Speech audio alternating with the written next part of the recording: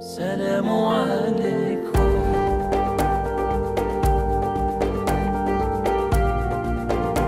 Dan pada hari ini tema mengenal Allah lebih dekat poin kedua akan dijelaskan oleh Bapak Agus Mustafa secara lebih terperinci dan gamblang.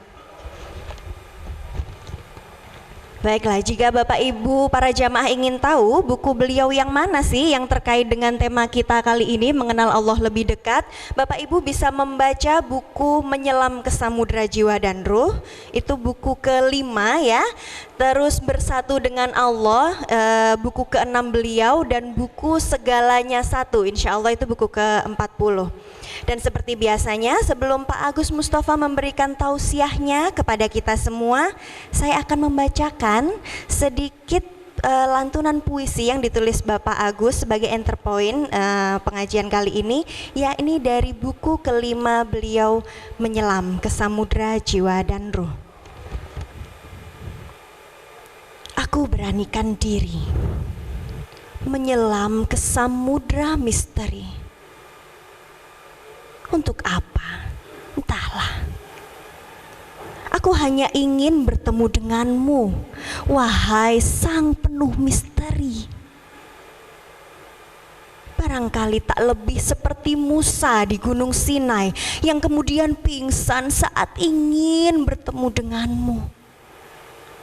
Atau mungkin seperti Ibrahim yang mencarimu di gugusan bintang, bulan, dan matahari, dan menemukan kepasrahannya yang begitu dalam.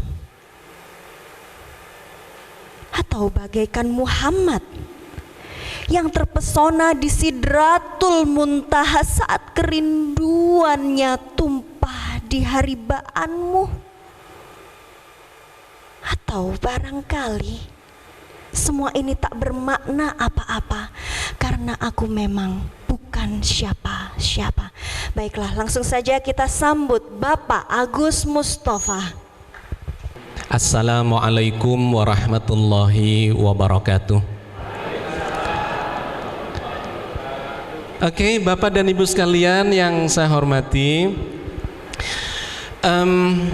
kita akan memperdalam satu pelajaran yang Rasulullah pun dengan wahyu-wahyu yang diturunkan kepada beliau, Allah menurunkan pelajaran ini selama bertahun-tahun, sekitar 13 tahun lamanya. Pelajaran yang sangat mendasar tapi mendalam dan menjadi pondasi bagi proses keberagamaan kita, dan diharapkan menjadi ending dari perjalanan spiritual kita, yaitu pelajaran ketauhidan. Pelajaran ketauhidan ini diturunkan Allah di awal-awal wahyu, ya, Al-Quran 6236 ayat itu ketika periode Mekah lebih banyak menceritakan, memperkenalkan, memahamkan tentang Allah itu siapa, Allah itu bagaimana, interaksi-interaksi dengan Dia yang selalu bersama kita, mendampingi kita, dan seterusnya dan seterusnya. Karena itu saya akan mencoba mendalami ini, menyelam lebih dalam, karena tidak banyak yang melakukan kajian-kajian ketauhidan secara mendalam. Kebanyakan di Indonesia kajian-kajiannya mengarah kepada fikih, ya. Kajian ketauhidan mungkin 1, 2, 3 kali selesai, padahal ini pondasi dari seluruh pelajaran dan aktivitas keagamaan kita. Kalau tauhidnya salah, maka sholatnya nggak ada gunanya, salah. Kalau tauhidnya salah, maka puasanya juga akan ikut salah. Kalau tauhidnya salah, maka seluruh ibadah kita tidak ada gunanya, karena berarti kita tidak beribadah kepada Dia secara benar, melainkan ibadahnya dikarenakan hal-hal yang bukan Allah. Sehingga dalam beberapa pertemuan ke depan saya akan terus memperdalam ini dalam sudut-sudut pandang yang berbeda, supaya Bapak Ibu mengenal Allah Tuhan kita itu lebih dekat lagi. Bukan hanya mengenal Allah lewat katanya, ya. Ini baru katanya, nanti kita akan terus mendalami, ya, merasakan. Karena Allah itu hadir bersama kita dan harus kita rasakan, bukan cuma dibahas. Nanti kita ngarahnya ke sana, tetapi kita harus memahamkan terlebih dahulu. Karena itu di pertemuan yang ketiga ini, ya, kita akan membahas mengenal Allah lebih dekat, ya. Yang kedua, karena yang kemarin di pertemuan kedua kita sudah membahas ini dalam sudut pandang angle yang mungkin sedikit berbeda. Kita akan menuju yang namanya ma'rifatullah. Ya, dalam pembahasan tentang tasawuf, ma'rifatullah ini merupakan puncak dari proses spiritualitas seseorang. Kalau di dalam tasawuf dibagi menjadi 4. Ya, ini sebetulnya adalah pelajaran atau pentahapan yang diberikan oleh guru-guru tasawuf. Katanya pelajaran yang paling dasar adalah pelajaran yang terkait dengan syariat, tata cara. Sholat itu bagaimana tata caranya? Takbiratul ihram sampai salam, tata caranya. Ini wajib, ini halal, ini haram, ini mubah. Gitu-gitu ya yang dibahas. Itu adalah pelajaran syariat. Apakah perlu? Sangat perlu. Karena kalau caranya salah, maka hasilnya juga akan salah. Jadi janganlah kita ini hanya berorientasi kepada hasil. Islam mengajarkan cara itu harus dipelajari dengan baik. Kalau Anda ingin membuat besi magnet, caranya adalah dengan menggosok besi biasa dengan magnet permanen. Tapi kalau menggosoknya salah, itu nggak jadi magnet besi biasa itu. Gimana gosok yang salah itu? Gosok yang salah itu besi biasa digosok dengan magnet ngawur, kanan kiri esek. Berapa ribu kali pun Anda menggosok batang besi itu, dia tidak akan menjadi magnet.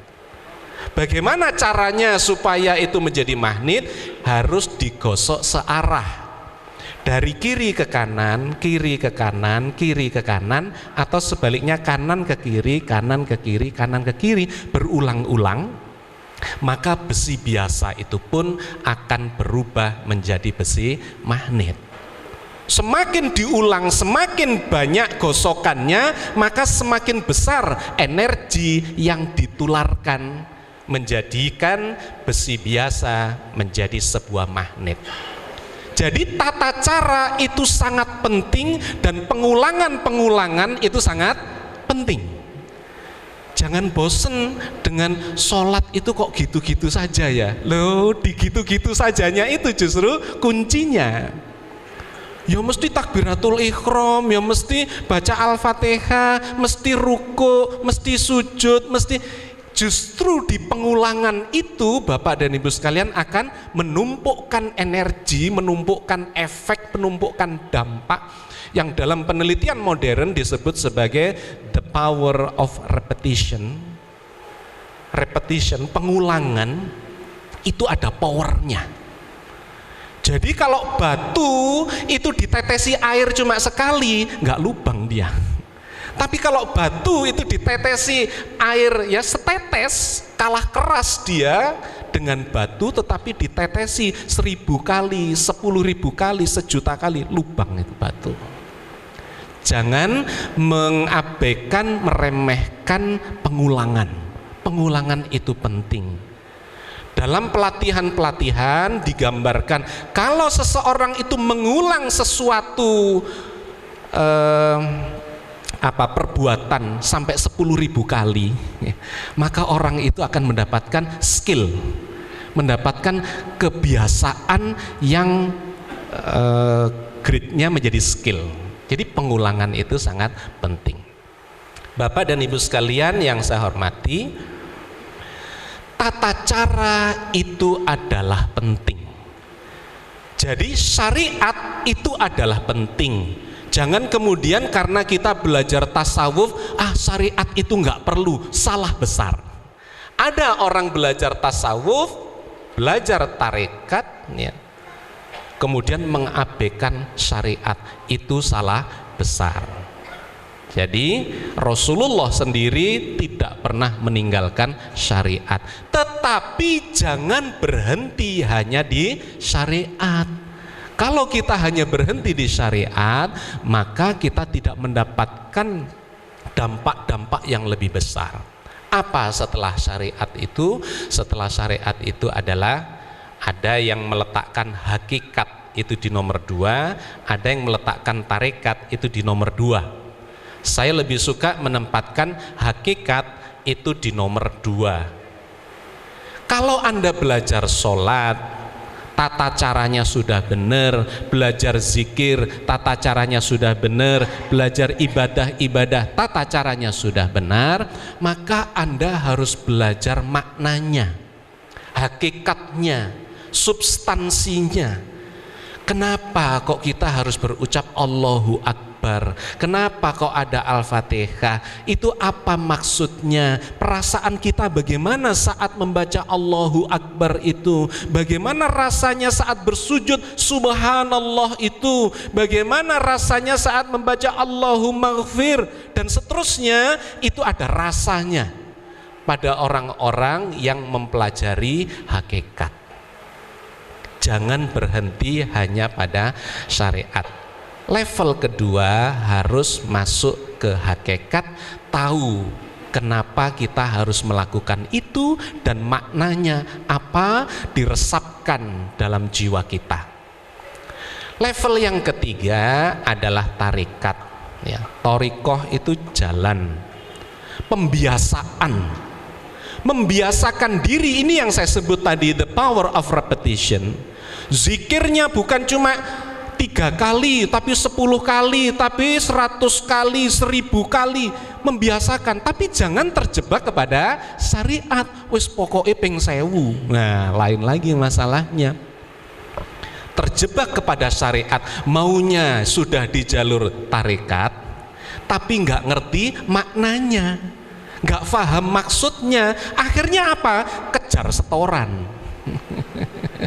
Ya, berapa? 1000 kali subhanallah, subhanallah, subhanallah, subhanallah, subhanallah, subhanallah, subhanallah, sampai meniren. Nggak dapat. Kenapa? Dia belum dapat hakikatnya, nggak dapat rasanya, hatinya nggak nyambung kepada Allah. Sholatnya sehari 17 kali ditambah menjadi 20, 30, 50 sampai 100 kali. Tapi nggak paham maknanya. Maksudnya ngikuti pelajaran tarekat, tapi nggak paham maknanya, nggak ada gunanya.